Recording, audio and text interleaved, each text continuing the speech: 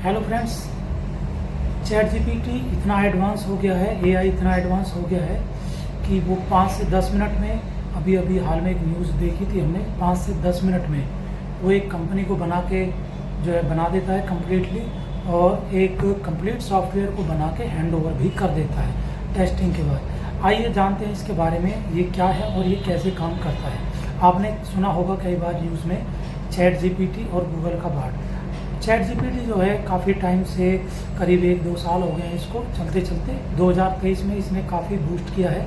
2023 में जैसे ही आया, आते इसने मार्केट में धमाका कर दिया है, धमाल कर दिया है। लोगों का काफ़ी काम इसने आसान कर दिया है, जैसे कि ब्लॉगिंग करना, कंटेंट बनाना, यहाँ तक कि इमेज बना के देना, यहाँ तक कि आपका फेस रिप्लेस करना किसी अदर कैरेक्टर से या अदर फेस से। ठीक है, तो चैट जीपीटी के यहाँ पर कुछ एडवांटेजेस और डिसएडवांटेजेस हैं, तो हम एडवांटेजेस और इसके डिसएडवांटेजेस के बारे में बात करेंगे।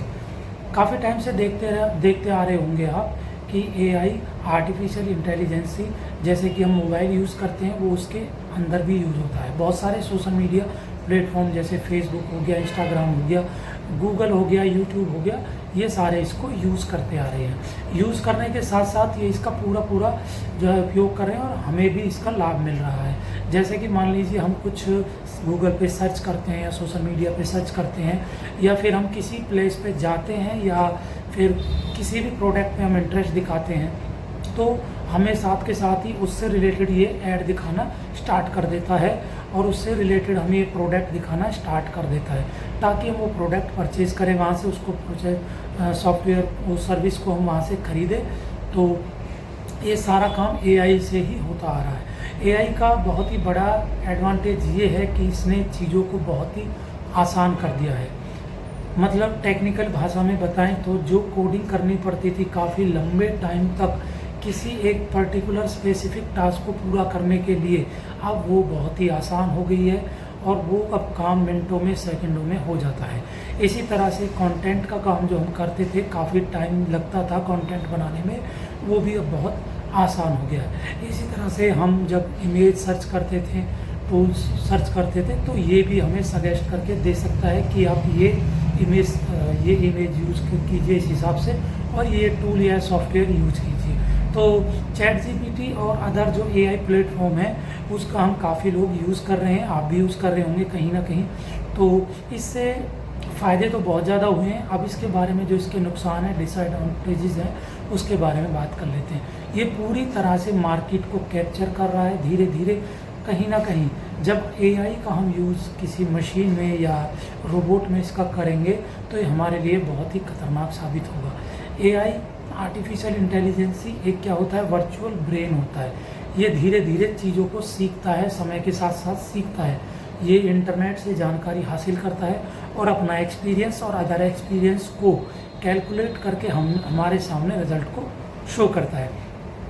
तो अगर हम इसका यूज एआई रोबोट्स जब हम बनाएंगे, यूज़ करेंगे, तो ये हमारे लिए कितने नुकसानदायक। कहीं ना कहीं ये पूरा, क्योंकि आज की डेट में हम कोई भी सॉफ्टवेयर यूज़ करते हैं वो 2 तरह के होते हैं। एक तो होता है ऑनलाइन सॉफ्टवेयर जो सर्वर बेस होता है, एक ऑफलाइन जो कि हम यूज़ करते हैं, जैसे डेस्कटॉप पर अपने मोबाइल फ़ोन में ऐप वगैरह जैसे हम यूज़ करते हैं। तो ऑनलाइन में क्या होता है कि हमारा डेटा जो सॉफ्टवेयर है वो सर्वर पर होता है, जैसे कि होस्टिंग पर होता है। जैसे कोई वेबसाइट हो गई, सॉफ्टवेयर हो गया, वो होस्टिंग पर है। अब जो ऑफलाइन क्या होता है, वो हमारे सिस्टम के अंदर होता है। तो जो हमारे सिस्टम के अंदर है डेटा, तो उसके अंदर हमें इतना प्रॉब्लम नहीं होती है। लेकिन जो हमारा सर्वर के ऊपर है डेटा सॉफ्टवेयर, तो वो क्या करता है, वो कहीं ना कहीं जब एआई एक दूसरे से कनेक्ट होगा और डेटा कलेक्ट करेगा, तो उसके पास वो डेटा जो आ जाएगा हमारा, तो हमारी सेफ्टी के लिए वो बहुत ही ज़्यादा प्रॉब्लम क्रिएट करेगा आगे जाकर। तो इसका नुकसान क्या होगा? इसका नुकसान ये होगा, जब वो पूरा एक्सेस अपने पास रख लेगा, पूरा एक्सेस उसके पास आ जाएगा, तो वो अपने हिसाब से चीज़ों को मैनिपुलेट करेगा। मतलब कि वो क्या है कि हमें हैंडल कर सकता है, क्योंकि हमारी पूरी प्राइवेसी उसके हाथ में चली जाएगी। तो जो भी डेवलपर इसको डेवलप कर रहे हैं, उनको भी इसका एग्जैक्ट रिजल्ट नहीं पता है। कहीं ना कहीं डेवलपर को ये देखना होता है कि इसका आउटपुट हमें ये चाहिए, आउटपुट दे रहा है। लेकिन जब उसके अंदर आप इफ़ एल्स की कंडीशन लगाते हैं तो क्या होता है कि वो कंडीशंस होती है एक किसी प्राइवेसी के अगेंस्ट ना जाना, किसी भी उसके अंदर कुछ हमने चीज़ें डाल दी हैं लिमिटेशन, तो उसी पर वो काम करता है। लेकिन जब ये अपने आप कोडिंग करके दे रहा है तो ये कहीं ना कहीं अपने आप को भी इसी तरह डेवलप कर लेगा। तो इससे हमें आगे जाकर हमारे जो काफ़ी जो बड़ा सेक्टर है, आईटी सेक्टर हो गया और अदर सेक्टर है, वहाँ पर इससे जॉब की बहुत ज़्यादा प्रॉब्लम भी होगी।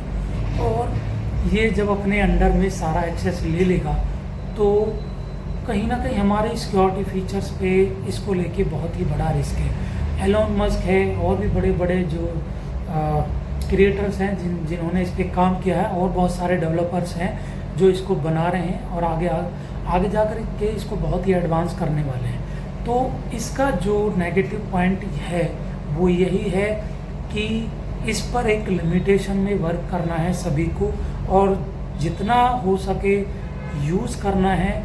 लेकिन यूज़ करते टाइम हमें इन चीज़ों को ध्यान रखना है कि जो ये कंटेंट हमें दे रहा है, जो आउटपुट हमें दे रहा है, उसको भी हमें पूरी तरह से वेरीफाई कर लेना है।